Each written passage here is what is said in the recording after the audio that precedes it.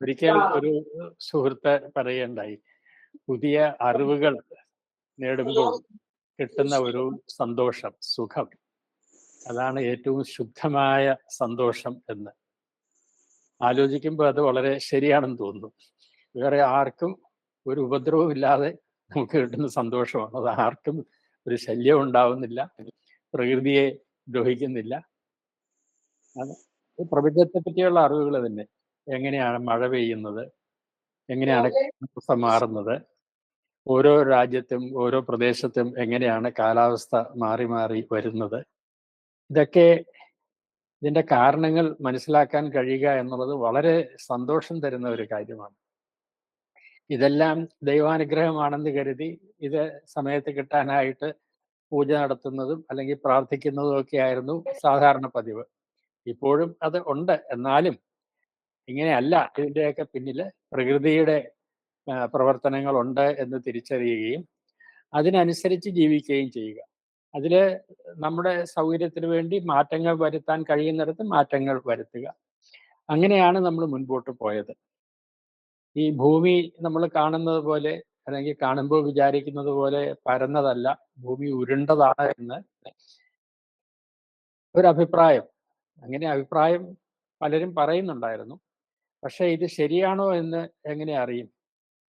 ഭൂമി ഉരുണ്ടതാണെന്ന് മാത്രമല്ല, അതിൻ്റെ ചുറ്റളവ് ഏതാണ്ട് കൃത്യമായി 40,000 കിലോമീറ്റർ ആണ് എന്ന് കണക്ക് കൂട്ടി എടുക്കുകയും ചെയ്തത് ഏതാണ്ട് 2000 വർഷം മുൻപ്, 2200 വർഷം മുൻപ് ഇറാറ്റോസ്തെനിസ് എന്ന പേരുള്ള അലക്സാൻഡ്രിയയിൽ, ഇപ്പോഴത്തെ ഈജിപ്തിൻ്റെ വടക്കേ അറ്റത്തുള്ള അലക്സാൻഡ്രിയയിൽ അവിടുത്തെ ലൈബ്രറിയുടെ ക്യൂറേറ്റർ ആയിരുന്ന ഇറാറ്റോസ്തെനിസ് ആയിരുന്നു. അത് ഏതെങ്കിലും ഗ്രന്ഥത്തിൽ പറഞ്ഞിരിക്കുന്നത് നോക്കി വായിച്ച് വ്യാഖ്യാനിച്ച് അങ്ങനെയാണോ ഇങ്ങനെയാണോ എന്ന് തർക്കിച്ച് തീരുമാനിച്ചതൊന്നുമല്ല ഇത്. അങ്ങനെയല്ല കാര്യങ്ങൾ തീരുമാനിക്കേണ്ടത്. അതിനു പകരം പ്രകൃതിയെ നിരീക്ഷിച്ച് പരീക്ഷണങ്ങളിലൂടെ നമുക്ക് ഇത്തരം കാര്യങ്ങൾ കണ്ടെത്താൻ കഴിയും എന്നാണ് അദ്ദേഹം കാണിച്ചത്. ഇന്ന് തന്നെയുമല്ല, ഇത് നിർണ്ണയിക്കാനായിട്ട് അദ്ദേഹം നടത്തിയ ലഘുവായ ലളിതമായ പരീക്ഷണം, ഇപ്പോഴത്തെ ഭാഷയിൽ പറഞ്ഞാൽ സ്കൂൾ കുട്ടികൾക്ക് പോലും ചെയ്യാവുന്ന തരത്തിലുള്ള ഒരു നിരീക്ഷണവും പരീക്ഷണവുമാണ് അദ്ദേഹം നടത്തിയത്. ആ പരീക്ഷണം എങ്ങനെയായിരുന്നു എന്ന് മനസ്സിലാക്കുമ്പോൾ, എനിക്കറിയില്ല ഇപ്പോൾ ക്ലാസ്സിൽ അത് പഠിപ്പിക്കുന്നുണ്ടോ എന്ന് എനിക്കറിയില്ല, പക്ഷേ ഈ അറിവ് കിട്ടാൻ ഇപ്പോൾ ഇന്റർനെറ്റൊക്കെ ഉള്ളത് കൊണ്ട് ധാരാളം അവസരങ്ങളുണ്ട്. ആ പരീക്ഷണം എങ്ങനെയായിരുന്നു എന്ന് മനസ്സിലാക്കുമ്പോൾ കിട്ടുന്ന ഒരു സന്തോഷമുണ്ട്, വളരെ ആനന്ദദായകമാണ് അത്. അതിൽ പ്രധാനമായിട്ട് ഒരു കൃത്യമായുള്ള ഉത്തരവാണ്. 40,000 കിലോമീറ്റർ ആണോ അതോ 45 ആ തർക്കമല്ല പ്രധാനം, എങ്ങനെയാണ് ഇത് നിർണയിച്ചത്. അപ്പം ഈ തർക്കങ്ങൾ അല്ലെങ്കിൽ സംശയങ്ങൾ നിവർത്തിക്കുന്നതിന് വേണ്ടത് നേരിട്ടുള്ള നിരീക്ഷണങ്ങളും പരീക്ഷണങ്ങളുമാണ് എന്ന ഒരു രീതി, അതാണ് ശാസ്ത്രത്തിൻ്റെ രീതി. അവിടെയാണ് ശാസ്ത്രം മറ്റ് പലരും അവകാശപ്പെടുന്നത് പോലെ സത്യം കണ്ടെത്താനുള്ള വെളിപാടുകളിൽ നിന്നോ ഗ്രന്ഥങ്ങളിൽ നിന്നോ വ്യാഖ്യാനങ്ങളിൽ നിന്നോ അല്ല നമ്മൾ സത്യത്തെ അറിയേണ്ടത്.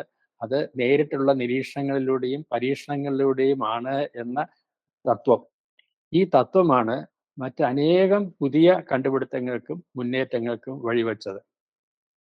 പക്ഷെ ഇങ്ങനെയൊക്കെ ആണെങ്കിലും നിങ്ങളിൽ ചിലരെങ്കിലും പത്രങ്ങളിൽ വായിച്ചു കാണും, അല്ലെങ്കിൽ നെറ്റിൽ നിന്ന് അറിഞ്ഞു കാണും, ഇപ്പോഴും ഭൂമി പരന്നതാണെന്ന് വിശ്വസിക്കുന്ന, അല്ലെങ്കിൽ മനുഷ്യൻ ചന്ദ്രനിൽ പോയി എന്ന് പറയുന്നത് കള്ളത്തരമാണ് എന്ന് വാദിക്കുന്ന കുറേ ആളുകളുണ്ട്. കുറേ എന്ന് പറഞ്ഞാൽ അവരൊരുപാടൊന്നുമില്ല, എന്നാലും അങ്ങനത്തെ ആളുകൾ ഇപ്പോഴും ഉണ്ട്. അവർക്കൊക്കെ വട്ടാണ് എന്ന് നമുക്ക് പറഞ്ഞ് സമാധാനിക്കാം. പക്ഷേ ഈ വട്ട് ഒരു രീതിയിൽ നോക്കിയാൽ മനുഷ്യ സ്വഭാവത്തിന്റെ ഭാഗമാണ്. അപ്പം അങ്ങനെയുള്ള ഒരുപാട് ആളുകൾ നമുക്ക് ചുറ്റുമുണ്ട്. അതുകൊണ്ടാണ് നമ്മൾ ഇത്തരം കാര്യങ്ങൾ കാര്യകാരണ സഹിതം വിശദീകരിച്ച് ആളുകളെ പറഞ്ഞ് മനസ്സിലാക്കാം എന്ന് കരുതിയാൽ ശാസ്ത്രപ്രചാരണം എളുപ്പമാവില്ല. അങ്ങനെയല്ല കാര്യങ്ങൾ. അങ്ങനെ പറഞ്ഞുകൊണ്ടിരുന്നാലും എല്ലാവർക്കും അത് മനസ്സിലായി എന്ന് വരില്ല. മനസ്സിലായാലും അവർ വിശ്വസിക്കണമെന്നില്ല. ഇത് നമുക്ക് മറ്റ് പല മേഖലകളിലും കാണാം. രാഷ്ട്രീയ രംഗത്തുള്ള കാര്യങ്ങൾ നമുക്ക് നേരിട്ടറിയാം. കാലത്തെ 3 പത്രങ്ങൾ വായിച്ചാൽ 3 വിധത്തിലാവും നമ്മൾ ഒരു സ്ഥലത്ത് എന്ത് നടന്നു എന്ന് മനസ്സിലാകുക. അപ്പോൾ കാര്യം എങ്ങനെ നടന്നു എന്ന് മനസ്സിലാകണമെങ്കിൽ നമ്മൾ വെറുതെ വായിച്ചാൽ പോരാ, ഇപ്പോഴത്തെ ഭാഷയിൽ പറഞ്ഞാൽ വിമർശന ബുദ്ധിയോടുകൂടി വായിക്കണം. ഓരോരുത്തരും പറയുമ്പോൾ ആരാണ് പറയുന്നത്, അവരെന്തുകൊണ്ടാണ് പറയുന്നത്, ഈ പറയുന്നതിന്റെ പിന്നിൽ അവർക്ക് മറ്റുദ്ദേശങ്ങളുണ്ടോ എന്നുകൂടി പരിശോധിക്കാൻ നമ്മൾ തയ്യാറാവണം. അങ്ങനെ 2, 3 സ്രോതസ്സുകളിൽ നിന്നുള്ള അഭിപ്രായങ്ങൾ കേട്ടാലേ നമുക്ക് സ്വന്തമായിട്ട് ഒരഭിപ്രായം രൂപീകരിക്കാൻ സാധിക്കുകയുള്ളൂ. അതാണ് വിമർശനപൂർവമായിട്ടുള്ള വായന അല്ലെങ്കിൽ അറിവ് നേടൽ. ആ രീതിയും വളരെ പ്രധാനമാണ്. അറിവ് തേടുമ്പോൾ അല്ലെങ്കിൽ അറിവ് നേടുമ്പോൾ അത് കണ്ണുമടച്ച് വിശ്വസിക്കുക എന്നുള്ളതല്ല. പ്രത്യേകിച്ചും ഈ ഇന്റർനെറ്റിലൂടെയും വാട്സാപ്പിലൂടെയും ഒക്കെ എന്തെല്ലാം കാര്യങ്ങളാണ് നമ്മുടെ മുൻപിൽ എത്തുന്നത്. നമ്മൾ ആവശ്യപ്പെട്ടും ആവശ്യപ്പെടാതെയും ഒരുപാട് പേര് അടിച്ചേൽപ്പിക്കുന്നതുമായിട്ട് ഒരുപാട് ഈ അറിവുകൾ എന്ന് അവകാശപ്പെടുന്ന സംഗതികൾ നമ്മുടെ മുമ്പിൽ എത്തുന്നുണ്ട്. ഇതൊന്നും അങ്ങനെ നമുക്ക് കണ്ണുമടച്ച് വിശ്വസിക്കാൻ പറ്റില്ല. വിശ്വസിക്കരുത്. ഇങ്ങനെ നേരിട്ട് വിശ്വസിക്കാവുന്നതല്ല ഇതൊന്നും. അപ്പൊ ഇത്തരം കാര്യങ്ങൾ, ഇത്തരം വിവരങ്ങൾ കിട്ടുമ്പോൾ അതിനെ വിമർശന ബുദ്ധിയോടുകൂടി പരിശോധിച്ച് ഏതാണ് നമുക്ക് ഇതുവരെയുള്ള അറിവുകളുമായിട്ട് യോജിച്ചു പോകുന്നത്, ചിലത് ഇതുവരെയുള്ള അറിവുമായിട്ട് യോജിക്കാത്തതാണ് എങ്കിൽ എങ്ങനെയാണ് ഈ വ്യത്യാസം വരുന്നത്, എന്തുകൊണ്ടാണ് ഈ വ്യത്യാസം വരുന്നത് എന്ന ചോദ്യങ്ങൾ ഉയർത്താനും നമുക്ക് കഴിയണം. അതും ശാസ്ത്രത്തിന്റെ രീതിയുടെ ഭാഗമാണ്. ഈ അറിവ് തേടുന്ന മറ്റ് മാർഗങ്ങളിൽ നിന്ന് ശാസ്ത്രത്തെ വ്യത്യസ്തമാക്കുന്നതും അതാണ്. ശാസ്ത്രത്തിന്റെ രംഗത്ത് ഒന്നും അന്തിമമല്ല. ഒരറിവും നമുക്ക് ഇതാണ് എന്ന് പറഞ്ഞ് ഇനി ഒരു മാറ്റവും ഇല്ല എന്ന് പറയാൻ സാധിക്കില്ല. മാറ്റങ്ങൾ ഉണ്ടാകാം, അങ്ങനെയല്ല എന്ന് സംശയം തോന്നാം.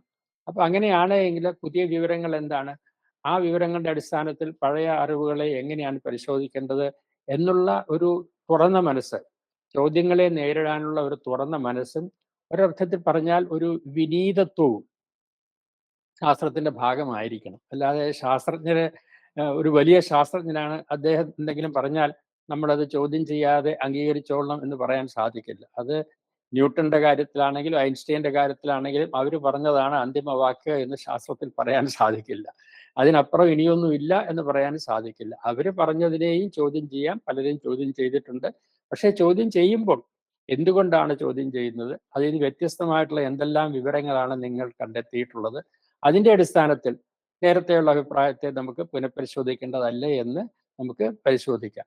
അത്തരം പരിശോധനയുടെ ഫലമായി ഉണ്ടാകുന്ന തിരുത്തലുകൾ, ഈ തിരുത്തലുകൾ എന്ന് പറയുമ്പോഴും സൂക്ഷിക്കണം. തിരുത്താം എന്ന് വെറുതെ പറഞ്ഞാൽ പോരാ.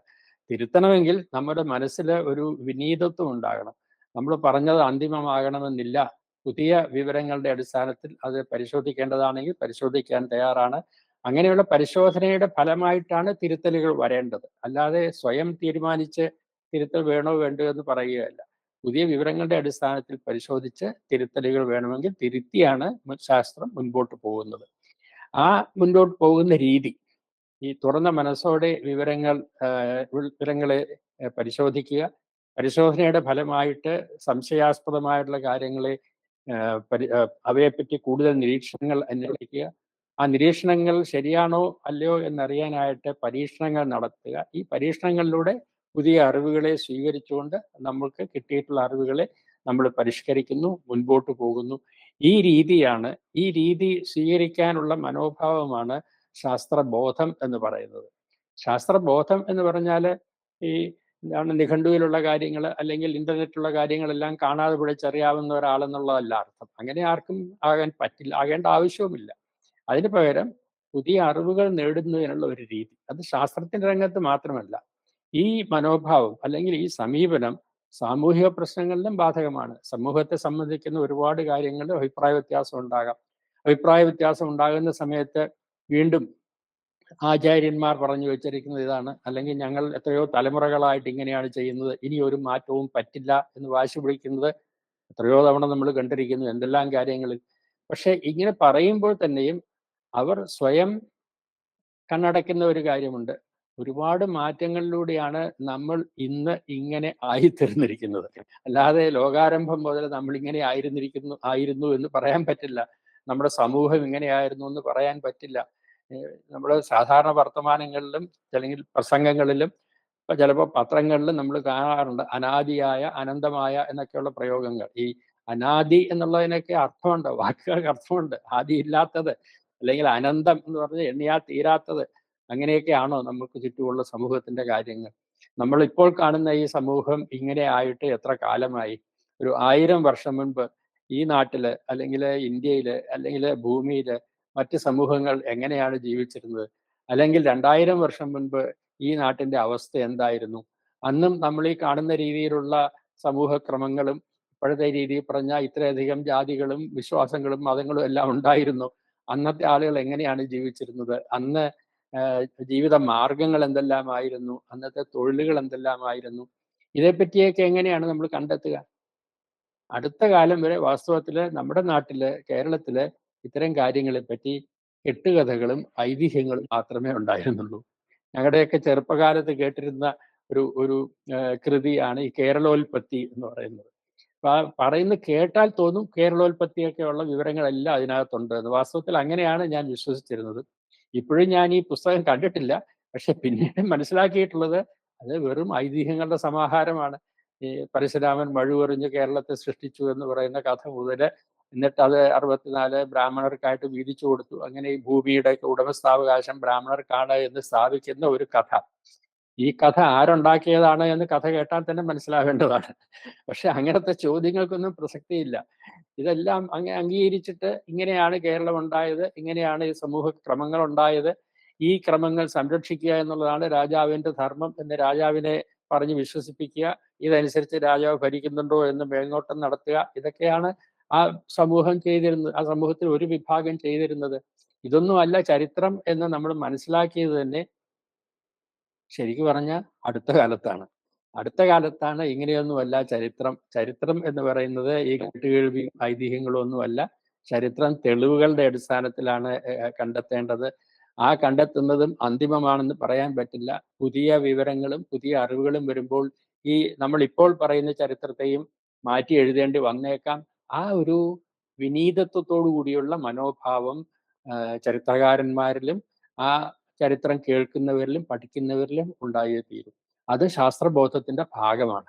അപ്പോൾ ശാസ്ത്രബോധം എന്ന് പറയുന്നത് കുറെ ശാസ്ത്രജ്ഞന്മാർക്ക് മാത്രം ഉണ്ടാകേണ്ട കാര്യം അല്ല, എല്ലാ ജനങ്ങൾക്കും ഉണ്ടാകേണ്ടതാണ്. അതുകൊണ്ടാണ് ഒരുപക്ഷെ ലോകത്തിൽ മറ്റൊരു രാജ്യത്തിലും ഇല്ലാത്തതുപോലെ നമ്മുടെ ഭരണഘടനയിൽ തന്നെ ശാസ്ത്രബോധം പ്രചരിപ്പിക്കുക എന്നത് നമ്മുടെ മൗലിക കർത്തവ്യങ്ങൾ ഒന്നായി നിർദ്ദേശിച്ചിരിക്കുന്നത്. അപ്പൊ ശാസ്ത്രബോധം പ്രചരിപ്പിക്കുക എന്നത് ഈ ശാസ്ത്രസാഹിത്യ പരിഷത്ത് കണ്ടെത്തിയ ഒരു സംഗതിയൊന്നുമല്ല. അതിനൊക്കെ വളരെ മുൻപേ തന്നെ ജവഹർലാൽ നെഹ്റു ഇന്ത്യയെ കണ്ടെത്തൽ എഴുതിയ കാലത്ത് തന്നെ, അതിനുശേഷം ഭരണഘടനയ്ക്ക് രൂപം കൊടുത്ത കാലത്ത്, ഇനി അതിൽ ചില ഭേദഗതികൾ വരുത്തിയ കാലത്ത് എല്ലാം ഈ ശാസ്ത്രബോധത്തെ പറ്റിയുള്ള അറിവ്, തിരിച്ചറിവ് ഉണ്ടായിരുന്നു.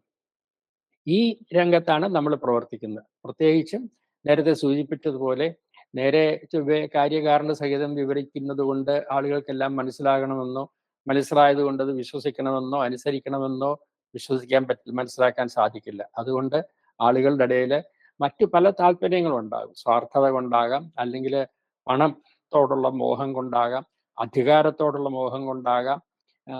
അപ്പോൾ ഇതൊക്കെ വരുമ്പോൾ സത്യസന്ധത തന്നെ ഇല്ലാതാകും.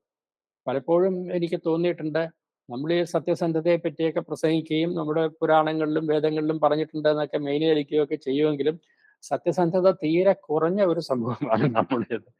അത് ഞാൻ കോളേജിൽ പഠിപ്പിക്കുന്ന കാലത്ത് തന്നെ ചില വിദ്യാർത്ഥികളുടെ ഇടയിൽ എന്തെങ്കിലും പ്രശ്നങ്ങൾ ഉണ്ടാകുന്നു, അടിപിടി ഉണ്ടായി, ഉടനെ അതിനെ അന്വേഷിക്കാൻ ഒരു കമ്മിറ്റി ഉണ്ടാക്കുമല്ലോ. ഈ കമ്മിറ്റി ഉണ്ടാക്കുന്നതോടുകൂടി പ്രശ്നം തീർന്നു എന്നാണ് അധികാരികളുടെ വിശ്വാസം. വാസ്തവത്തിൽ ഈ കമ്മിറ്റിയിൽ ഇരിക്കുന്നവർക്കറിയാം അതിന്റെ ബുദ്ധിമുട്ട്. ഈ കമ്മിറ്റി ഇതിനെപ്പറ്റി അന്വേഷിക്കാനായിട്ട് അതുമായിട്ട് ബന്ധപ്പെട്ടവർ ഓരോരുത്തരെയും വിളിക്കുന്നു, അവരുമായിട്ട് സംസാരിക്കുന്നു. ഓരോരുത്തരും വരുമ്പോൾ പറയുന്നത് അവരവർക്ക് തോന്നിയിട്ടുള്ള കാര്യമാണ്, അല്ലെങ്കിൽ അവരവരെ നിയന്ത്രിക്കുന്ന ഏതോ വിഭാഗം പറഞ്ഞു കൊടുത്ത രീതിയിലാണ് ഇവർ കാര്യങ്ങൾ പറയുന്നത്. അപ്പോൾ വാസ്തവത്തിൽ ഒരു കുട്ടി വന്നു കഴിഞ്ഞാൽ നിങ്ങൾ ഏത് വിഭാഗത്തിൽപ്പെട്ട ആളെന്ന് ചോദിച്ചാൽ അയാൾ തരാൻ പോകുന്ന മൊഴി നമുക്ക് ഇപ്പോഴേ തന്നെ എഴുതി വയ്ക്കാം. അതിന് മാറ്റമൊന്നും ഉണ്ടാവില്ല. അപ്പൊ ഇതിൽ നിന്ന് എങ്ങനെയാ സത്യം കണ്ടെത്തുക? അതുപോലെ ഈ കോടതിയെ പറ്റി നമുക്ക് വലിയ ബഹുമാനമാണ്. പക്ഷെ കോടതിയിലെ സാക്ഷിമാർ വരുമ്പോൾ സാക്ഷിയെ മൊഴി പഠിപ്പിക്കുന്നത് വക്കീലാണ്. അത് അങ്ങനെ പറഞ്ഞു കേട്ടിട്ടുണ്ടെങ്കിൽ ഇപ്പോൾ നമുക്ക് ഈ ടെലിവിഷനിലൂടെ വരുന്ന സീരിയലുകളിലും സിനിമകളിലും ഒക്കെ കാണാം വക്കീലന്മാർ എങ്ങനെയാണ് സാക്ഷികളെ മൊഴി പറയാൻ പഠിപ്പിക്കുന്നത്. ശരിക്കും പച്ചയ്ക്ക് പറയുകയാണെങ്കിൽ എങ്ങനെയാണ് കള്ളം പറയാൻ പഠിപ്പിക്കുന്നത് എന്നും നമ്മൾ പറയേണ്ടി വരും. അപ്പോൾ ഈ സത്യസന്ധത എന്ന് പറയുന്നത് ശാസ്ത്രത്തിൽ ഒഴിച്ചുകൂടാൻ വയ്യാത്തതാണ്. ആളുകൾ പറയുന്നതെല്ലാം നമ്മൾ വിശ്വസിക്കരുതെന്ന് പറയുമ്പോൾ തന്നെ പറയുന്നത് ശരിയാകണമെന്നില്ല. അത് ബോധപൂർവം കള്ളം പറയുന്നതാകണമെന്നില്ല. അവർ മനസ്സിലാക്കിയിരിക്കുന്നത് വേറൊരു വിധത്തിലായിരിക്കാം. ഒരേ കാഴ്ച തന്നെ രണ്ടോ മൂന്നോ പേർ കണ്ടാൽ അതിനെ അവർ വ്യത്യസ്ത രീതിയിൽ മനസ്സിലാക്കിയെന്നിരിക്കും. അത് പിന്നീട് അവർ അവതരിപ്പിക്കുമ്പോൾ പിന്നെയും അതിൽ മാറ്റം വന്നെന്നിരിക്കും. അതുകൊണ്ട് മാറ്റങ്ങൾ ഉണ്ടാകാം. ഈ മാറ്റങ്ങൾ ഉണ്ടോ എന്ന് കർക്കശമായിട്ട് പരിശോധിക്കേണ്ടതുണ്ട്. അപ്പോൾ നമ്മൾ സത്യം കണ്ടെത്താനായിട്ട് അല്ലെങ്കിൽ പ്രപഞ്ചത്തെ പറ്റിയുള്ള വിവരങ്ങൾ കണ്ടെത്താനായിട്ട് ശ്രമിക്കുമ്പോഴും ഇത്തരത്തിലുള്ള പിഴവുകൾ വരാതെ വളരെയേറെ ശ്രദ്ധിക്കേണ്ടതുണ്ട്. അതുപോലെ തന്നെ പിഴവുകൾ ഇല്ലെങ്കിൽ ചിലപ്പോൾ പിഴവുകൾ ബോധപൂർവം വരുത്തുന്നതാകും. പ്രത്യേകിച്ചും ഈ വിശ്വാസവുമായി ബന്ധപ്പെട്ട കാര്യങ്ങളെ പറ്റി നമ്മൾ തെളിവെടുക്കുമ്പോൾ, ആളുകളുടെ അഭിപ്രായം ചോദിക്കുമ്പോൾ പിഴവുകൾ ബോധപൂർവം വരാം. അല്ലെങ്കിൽ മനസ്സിനകത്ത് നിന്ന് സബ് കോൺഷ്യസ് ആയിട്ട് തന്നെ നമ്മളുടെ പറച്ചിലിനെ സ്വാധീനിക്കുന്ന ഘടകങ്ങളും ഉണ്ടാകാം. പിന്നെ നേരത്തെ സൂചിപ്പിച്ചതുപോലെ പണത്തോടുള്ള മോഹം കൊണ്ട് കള്ളമായിട്ട് തെറ്റായിട്ട് കാര്യങ്ങൾ അവതരിപ്പിക്കുന്നവരും ഉണ്ടാകാം. ഉദാഹരണമായിട്ട് ഇപ്പോഴത്തെ തലമുറയ്ക്ക് ഓർമ്മയുണ്ടാവില്ല, പക്ഷെ കുറച്ച് പ്രായമുള്ളവർക്ക് ഓർമ്മയുണ്ടാകും. ഈ പുകവലി ക്യാൻസറിന് കാരണമാകുമോ എന്നതിനെ പറ്റി ശാസ്ത്രലോകത്ത് തന്നെ തർക്കമുണ്ടായിരുന്നു. ശാസ്ത്രലോകത്ത് തർക്കമുണ്ടാകുന്നത് എങ്ങനെയാണ്? ചില ശാസ്ത്രജ്ഞന്മാർ പരീക്ഷണങ്ങൾ നടത്തിയിട്ട് അവരുടെ പഠനങ്ങൾ അനുസരിച്ച് ഈ പുകവലിക്കുന്നവരിലും വലിക്കാത്തവരിലും ക്യാൻസർ ഉണ്ടാകുന്നതിന് അതിൻ്റെ തോതിൽ യാതൊരു വ്യത്യാസവുമില്ല എന്ന് കണ്ടെത്തിയിരിക്കുന്നു എന്നവർ സാക്ഷ്യപ്പെടുത്തുന്നു. അല്ലെങ്കിൽ പുകവലിയുടെ ഏതെല്ലാം ഘടകങ്ങളാണ് ക്യാൻസറിന് കാരണമാകുന്നതെന്ന് ചിലർ കണ്ടെത്തി അവതരിപ്പിച്ച വിവരങ്ങൾ വിശ്വാസ്യമല്ല എന്ന് ഇവർ സാക്ഷ്യപ്പെടുത്തുന്നു, അവകാശപ്പെടുന്നു. ഇങ്ങനെയുള്ള തർക്കം നിലനിന്നിരുന്നു. കുറെ കഴിഞ്ഞാണ് ഇതിൻ്റെ ആന്തര രഹസ്യം വെളിപ്പെട്ടത്.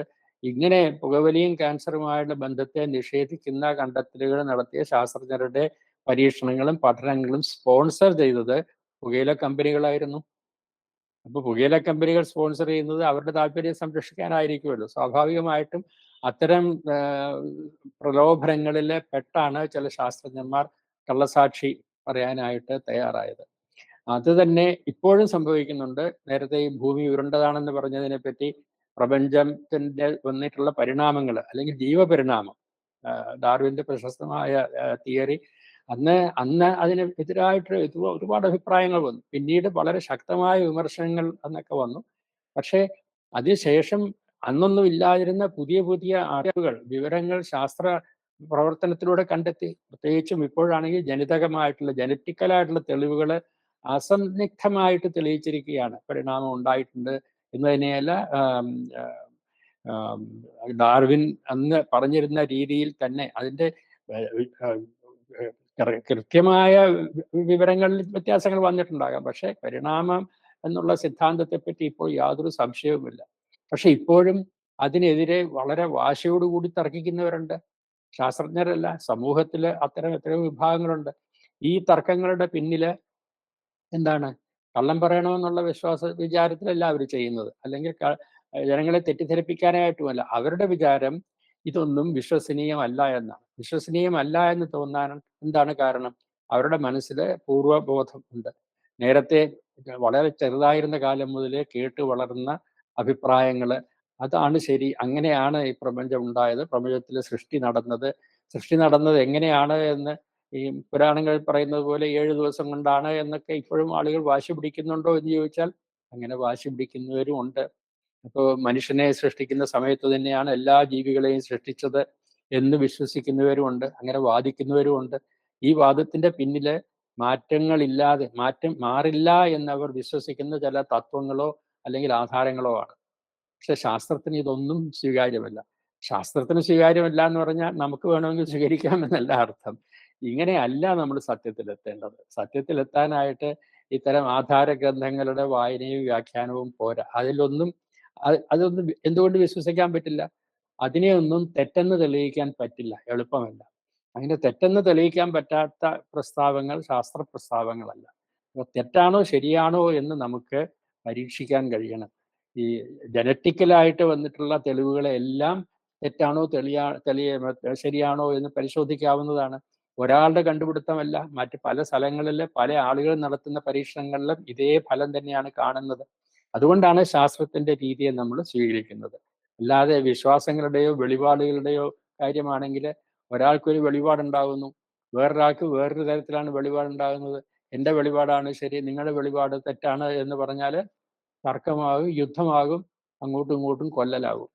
അങ്ങനെ നമുക്ക് സത്യത്തിലെത്താൻ പറ്റില്ല. അതുകൊണ്ടാണ് ഈ അത്തരം വിഷയങ്ങളില് 1000 കൊല്ലം അല്ലെങ്കിൽ 2000 കൊല്ലം മുമ്പുണ്ടായിരുന്ന തർക്കങ്ങളും ആഹ് വാശികളും വൈരാഗ്യങ്ങളും ഇപ്പോഴും തുടരുന്നു. എന്നുവെച്ചാൽ അത്തരം തർക്കങ്ങൾക്കൊന്നും ഒരിക്കലും പരിഹാരം ഉണ്ടാവില്ല. നേരെ മറിച്ച് ശാസ്ത്രത്തിന്റെ രംഗത്ത് ഉണ്ടായിരുന്ന തർക്കങ്ങൾക്ക് പരിഹാരം ഉണ്ടായിട്ടുണ്ട്. അല്ലെങ്കിൽ ഇനിയും ഉത്തരം കണ്ടെത്താത്ത പ്രശ്നങ്ങളുണ്ട് എങ്കിൽ ആ പ്രശ്നങ്ങൾ പരിഹരിക്കുന്നതിനുള്ള അന്വേഷണങ്ങൾ ഇപ്പോഴും നടക്കുകയാണ്. അത് ക്രമമായിട്ട് വളരെ ചെറിയ ഘട്ടങ്ങളായിട്ടായിരിക്കും, ചെറിയ പടികളായിട്ടാണ് നമ്മൾ മുമ്പോട്ട് പോകുന്നത്. പക്ഷെ നമ്മൾ പോകുന്നത് മുൻപോട്ടാണ് എന്നുള്ളതിൽ സംശയമില്ല. അതുകൊണ്ട് വീണ്ടും ഈ ശാസ്ത്രത്തിന്റെ രീതിയെയാണ് നമ്മൾ പിന്തുടരേണ്ടതെന്നാണ്. പിന്നെ ഇത് പറയുന്ന സമയത്ത് കൂടെ പറയേണ്ട ഒരു കാര്യമാണ്, ഇത്തരം അന്വേഷണങ്ങൾ കണ്ടെത്തലുള്ള ആൾ നടത്തുന്നത് ആദ്യം സൂചിപ്പിച്ചതുപോലെ സ്വന്തം സന്തോഷത്തിനും സംതൃപ്തിക്കും വേണ്ടിയിട്ടാണോ? അങ്ങനെ ശാസ്ത്രാന്വേഷണം നടത്തുന്ന ഒരുപാട് പേര് ചരിത്രത്തിലുണ്ടായിരുന്നു. മറ്റൊന്നും നേടാതെ, മറ്റൊന്നും ആഗ്രഹിക്കാതെ ഇതെന്താണെന്ന് അറിഞ്ഞിട്ട് തന്നെ കാര്യം എന്ന് വിചാരിച്ച് സ്വന്തം സമയം മാത്രമല്ല ജീവിതവും സമ്പത്തും എല്ലാം അതിനു വേണ്ടി വെച്ച ഒരുപാട് പേർ, അതിന്റെ പേരിൽ പീഡിപ്പിക്കപ്പെട്ടവർ, അതിന്റെ പേരിൽ കൊല്ലപ്പെട്ടവർ എല്ലാം പണ്ട് കാലത്തുണ്ടായിരുന്നു. ഇപ്പോഴും അത്തരം പ്രശ്നങ്ങളുണ്ട്. പീഡനങ്ങളും കൊല്ലലും ഇല്ല എന്ന് പറയാൻ പറ്റില്ല. ഇപ്പോൾ ഇന്ത്യയിൽ തന്നെ നമുക്കറിയാം, കഴിഞ്ഞ 10 വർഷത്തിനകത്ത് 4 ശാസ്ത്രാന്വേഷകരെന്ന് പറയാം, ശാസ്ത്രബോധം പ്രചരിപ്പിക്കാൻ ശ്രമിച്ച നല്ല ആളുകളെയാണ് നമ്മുടെ നാട്ടിൽ കൊലപ്പെടുത്തിയത്, വെടിവെച്ച് കൊന്നു, ഇല്ലേ? അതിപ്പോഴും നടക്കുന്നുണ്ട്. അത് വളരെ തീവ്രവാദം എന്ന് നമുക്ക് വിളിക്കാം. പക്ഷെ തീവ്രവാദം എന്ന് വിളിച്ചാൽ പിന്നെ അതിനെ തള്ളിക്കളയാമെന്നല്ല. ശാസ്ത്രബോധം പ്രചരിപ്പിക്കുന്നവരെ അല്ലെങ്കിൽ ഈ പരമ്പരാഗതമായിട്ടുള്ള അന്ധവിശ്വാസങ്ങളെ എതിർക്കുന്നവരെ പീഡിപ്പിക്കുന്നതും ദ്രോഹിക്കുന്നതും കൊല്ലുന്നതും ഇപ്പോഴും നടക്കുന്നുണ്ട്, നമ്മുടെ നാട്ടിൽ നടക്കുന്നുണ്ട്. അതിനെതിരെയും നമ്മൾ ജാഗ്രത പാലിക്കേണ്ടതുണ്ട്. പിന്നെ ഇപ്പോൾ വേറൊരു രംഗത്ത് നിന്നും ഭീഷണി വരുന്നുണ്ട്. അത് ഈ നേരത്തെ സൂചിപ്പിച്ചതുപോലെ ഈ ശാസ്ത്ര അന്വേഷണം നടത്തുന്നത് സ്വന്തം സന്തോഷത്തിന് വേണ്ടി മാത്രമാണോ? അങ്ങനെ ചെയ്യുന്നവർ ഉണ്ടായിരുന്നു, ഇപ്പോഴും ചിലരൊക്കെ ഉണ്ടാകാം. പക്ഷെ അങ്ങനെയുള്ളവർക്കും ജീവിക്കണമല്ലോ. അവർക്ക് ഒരു ജീവിതം കൊടുക്കാനായിട്ട്, പണ്ടൊക്കെ ആണെങ്കിൽ രാജാക്കന്മാരും പ്രഭുക്കന്മാരും ഒക്കെ അവർക്ക് അടുത്തും കൊടുക്കുകയോ അല്ലെങ്കിൽ അവരെ സമൂഹത്തിൽ ആദരിക്കുകയും മാനിക്കുകയോ ഒക്കെ ചെയ്യുമായിരുന്നു. പിന്നീട് സർക്കാരുകൾ ചെയ്യുന്ന രീതി വന്നു. പക്ഷെ അതിനേക്കാളൊക്കെ മാറ്റം വന്നത് യൂറോപ്പിലെ വ്യവസായ വിപ്ലവം വന്നതോടുകൂടി ഈ ശാസ്ത്രത്തിന്റെ കണ്ടെത്തലുകൾ ഉപയോഗിച്ച്, അതിനെ പ്രയോഗിച്ച് സാങ്കേതിക രംഗത്ത് മാറ്റങ്ങൾ വരുത്താൻ സാധിക്കും എന്നവർ കണ്ടു. അങ്ങനെ സാങ്കേതിക രംഗത്ത് ടെക്നോളജിയിൽ വരുന്ന മാറ്റങ്ങൾ കൂടുതൽ ലാഭകരമായി ഉത്പാദനം നടത്താനും അത് വിൽക്കാനും അതിലൂടെ കൂടുതൽ ലാഭമുണ്ടാക്കാനും സഹായിക്കും എന്ന് യൂറോപ്പിലെ വണിക്കുകൾ തിരിച്ചറിഞ്ഞു. അവരത് തിരിച്ചറിഞ്ഞതോടുകൂടി ഈ രാജാക്കന്മാരുടെ സഹായമൊന്നും വേണ്ട, ഞങ്ങൾ സ്പോൺസർ ചെയ്യാം എന്ന് പറഞ്ഞ് ഒരുപാട് വണിക്കുകൾ അല്ലെങ്കിൽ വ്യവസായ പ്രമുഖരെ ശാസ്ത്ര പ്രവർത്തനങ്ങൾ സഹായിക്കുന്നതിന് വേണ്ടി മുൻപോട്ട് വന്നു. അങ്ങനെ അതിന്റെ ഒരു ഗുണവുമുണ്ട് ദോഷവുമുണ്ട്. ഗുണം ഇത്തരം പ്രവർത്തനങ്ങൾക്ക് പിന്തുണ കിട്ടുന്നു എന്നാണ്. ദോഷം നമ്മൾ നേരത്തെ കണ്ടതുപോലെ ഈ പുകയില വ്യവസായികൾ സ്പോൺസർ ചെയ്യുന്നത് പുകയിലയ്ക്ക് കുഴപ്പമില്ല എന്ന് പ്രചരിപ്പിക്കാനായിരിക്കാം, അല്ലെങ്കിൽ മദ്യ വ്യവസായികൾ സ്പോൺസർ ചെയ്യുന്നത് മദ്യം ആരോഗ്യത്തിന് നല്ലതാണ് എന്ന് പ്രചരിപ്പിക്കാനായിരിക്കാം. ഇങ്ങനത്തെ ഒരു അപകടമുണ്ട്. പക്ഷെ ഈ അപകടം ഉണ്ടെങ്കിൽ തന്നെയും ഇതൊരു യാഥാർത്ഥ്യമാണ്. മറ്റൊരു യാഥാർത്ഥ്യം, ഇപ്പോൾ സാക്ഷാൽ ഗലീലിയോയുടെ കാര്യം എടുക്കുകയാണെങ്കിൽ, ഗലീലിയോ അദ്ദേഹം പരിഷ്കരിച്ച് രൂപം കൊടുത്ത ദൂരദർശിനി, ഈ ദൂരദർശിനി ഉപയോഗിച്ച് ദൂരത്തുള്ള കപ്പലുകൾ കാണാൻ സാധിക്കും. ഇത് കച്ചവട രംഗത്ത് മാത്രമല്ല യുദ്ധരംഗത്തും വളരെ പ്രധാനമാണ് എന്ന് അദ്ദേഹം തിരിച്ചറിഞ്ഞു. അങ്ങനെ തന്റെ കണ്ടെത്തൽ ഈ യുദ്ധത്തിന് സഹായകമാകും എന്ന് മനസ്സിലാക്കി ആ യുദ്ധാവശ്യത്തിന് ഉപയോഗിക്കാനായിട്ട് പ്രമാണിമാരെയും പ്രഭുക്കളെയും പ്രേരിപ്പിക്കുക, അങ്ങനെ ധനസമ്പാദനത്തിനും ഉപജീവനത്തിനുമാണ് ഗലീലിയോ ശ്രമിച്ചത്.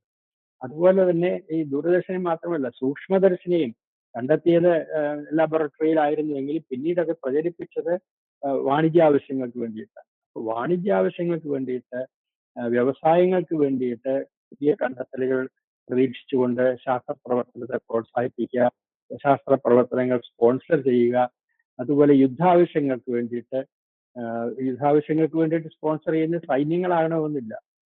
ലോകത്തെ ഏറ്റവും ഭീകരമായിട്ടുള്ള സൈന്യം ഞങ്ങളുടേതാണെന്ന് പറയാൻ ആഗ്രഹിക്കുന്ന ഭരണാധികാരികൾ ഉണ്ടാകാം, ലോകം കീഴടക്കാൻ ആഗ്രഹിക്കുന്ന ഭരണാധികാരികൾ ഉണ്ടാകാം. അവരുടെ മേൽനോട്ടത്തിൽ, അവരുടെ പ്രയത്നത്തിൽ, അവരുടെ ശക്തിയുടെ ഫലമായിട്ട് ചില രാജ്യങ്ങൾ ലോകത്തെ ഏറ്റവും ശക്തരായ രാജ്യമാകാനായിട്ട് ആഗ്രഹിക്കുന്നു. നമ്മുടെ അടുത്ത രാജ്യം ഇത്രയും ശക്തരാകുമ്പോൾ ഇപ്പുറത്തുള്ള രാജ്യത്തിന്റെ വിചാരം നമ്മൾ ശക്തരായില്ലെങ്കിൽ നമ്മുടെ കാര്യം കുഴപ്പമാണല്ലോ. അപ്പോൾ ഇപ്പുറത്തും ആയുധ മത്സരം തുടങ്ങുന്നു. അങ്ങനെ ആയുധ മത്സരം പല രാജ്യങ്ങളിലും നടക്കുമ്പോൾ ഈ ആയുധം ഉൽപ്പാദിപ്പിച്ച് വിതരണം ചെയ്യുന്ന വ്യവസായങ്ങള്, കച്ചവടക്കാരെ അവരെല്ലാം ലാഭം മോഹിച്ചുകൊണ്ട് ഇത്തരം കാര്യങ്ങളെ സ്പോൺസർ ചെയ്യുന്നു. ഒരുപക്ഷെ പല സ്ഥലത്തും ഇത്തരം കുഴപ്പങ്ങൾ ഉണ്ടാക്കാനും അവർ ശ്രമിച്ചെന്നിരിക്കും. അങ്ങനെ ഒരുപാട് സ്വാധീനം ആയോധന രംഗത്ത് നിന്ന്, യുദ്ധരംഗത്ത് നിന്ന് പ്രവർത്തനങ്ങളിലേക്ക് വരുന്നുണ്ട്. അതുകൊണ്ട് തന്നെ ഇതിനെതിരായിട്ട് ശാസ്ത്രരംഗത്ത് തന്നെ പ്രതിഷേധം ഉണ്ടാവുന്നു, എതിർപ്പും ഉണ്ടാവുന്നുണ്ട്. പല വിദേശ സർവകലാശാലകളിലും ഇത്തരത്തിലുള്ള ആയുധ ഉത്പാദനത്തിന് വേണ്ടിയിട്ട് നടത്തുന്ന അല്ലെങ്കിൽ അതിനെ സഹായിക്കുന്ന പ്രോജക്റ്റുകളെ നമ്മൾ പിന്താങ്ങരുത്, അത്തരം പ്രോജക്റ്റുകൾ നമ്മൾ സ്വീകരിക്കരുത് എന്ന ആവശ്യം ചില വിദ്യാർത്ഥി സമൂഹങ്ങളിൽ നിന്ന് ഉണ്ടാകുന്നുണ്ട്. പക്ഷേ യാഥാർത്ഥ്യം എന്താണെന്ന് നോക്കുകയാണെങ്കിൽ ഇത്തരം സ്പോൺസർഷിപ്പിലൂടെയാണ് ഇന്ന് ലോകത്ത് മിക്ക രാജ്യങ്ങളിലും ശാസ്ത്ര ഗവേഷണം നിലനിൽക്കുന്നത്. ഇതിന് പരിഹാരം എന്താണ്? പരിഹാരം സർക്കാരിന്റെ ഭാഗത്തു നിന്ന്, ഭരണകൂടത്തിന്റെ ഭാഗത്തു നിന്ന് തന്നെ ശാസ്ത്ര പ്രവർത്തനങ്ങൾക്കുള്ള പ്രോത്സാഹനം വരണം. അതുകൊണ്ട് ഏത് തരത്തിലുള്ള ഗവേഷണമാണ് സമൂഹത്തിന് ഗുണകരമാകുന്നത്, രാജ്യത്തിന് ശ്രേയസ്കരമാകുന്നത് എന്ന് മനസ്സിലാക്കി അത്തരം പ്രവർത്തനങ്ങളെ പ്രോത്സാഹിപ്പിക്കുന്ന തരത്തിലായിരിക്കണം ഗവേഷണ രംഗത്തിനെ സഹായിക്കേണ്ടത്. അതിന് ഗവൺമെന്റ് നന്നാവണമെന്ന് പ്രാർത്ഥിച്ചാൽ പോരാ. ഇത്തരം ചിന്തകൾ സമൂഹത്തിൽ പ്രചരിക്കണം. സമൂഹത്തിൽ നിന്ന് വേണം ആവശ്യം വരാനായിട്ട്. അപ്പോൾ ആണവായുധങ്ങളുടെ കാര്യത്തിലായാലും അല്ലെങ്കിൽ മാസ് വെപ്പൺസ്, ആയിരക്കണക്കിന് ആളുകളെ ഒന്നിച്ചു കൊല്ലാൻ സഹായിക്കുന്ന ഭീകരായുധങ്ങളുടെ കാര്യത്തിലായാല്, അല്ലെങ്കിൽ ഇത്തരം ഭീകരായുധങ്ങളെ ശത്രുരാജ്യത്തിന്റെ അങ്ങേ അറ്റത്ത് എത്തിക്കാൻ കഴിയുന്ന മിസൈലുകൾ വികസിപ്പിക്കുന്നതിന് വേണ്ടിയിട്ടുള്ള ഗവേഷണങ്ങളാകാം. ഇത്തരം ഗവേഷണങ്ങളിലൂടെ ഒരുപക്ഷെ അത് ശാസ്ത്രലോകത്തെ ചില വിഭാഗങ്ങൾക്ക് ഇത് വളരെ താല്പര്യം ഉണ്ടാകാം. ഇത്തരം നേട്ടങ്ങൾ എന്ന് പറയാം, നമ്മളിങ്ങനെ കൊട്ടേഷനിൽ വേണം പറയാം, ഇത്തരം നേട്ടങ്ങൾ രാജ്യത്തിന്റെ യശസ് വർദ്ധിപ്പിക്കുന്നു എന്ന് അഭിമാനിക്കുന്ന ഭരണാധികാരികളും ഉണ്ടാകാം. പക്ഷെ ഇത്തരം കാര്യങ്ങൾ ഭരണാധികാരികൾക്കോ സൈനിക നേതൃത്വങ്ങൾക്കോ വിട്ടുകൊടുക്കാൻ പറ്റുന്നതല്ല. ഇത്തരം കാര്യങ്ങൾ സമൂഹം ചർച്ച ചെയ്ത് സമൂഹത്തിന്റെ ഒരു ഉദ്ബുദ്ധമായ അഭിപ്രായമായിട്ട് രൂപം കൊണ്ടാൽ മാത്രമേ സർക്കാരുകളെ സ്വാധീനിക്കാൻ സാധിക്കുകയുള്ളൂ. സമൂഹത്തിൽ ശക്തമായ ഒരു വികാരം ഉണർന്നു വന്നാൽ മാത്രമേ രാഷ്ട്രീയ ശക്തികൾ, രാഷ്ട്രീയ പ്രസ്ഥാനങ്ങൾ ഇതിനെ മാനിക്കുകയുള്ളൂ.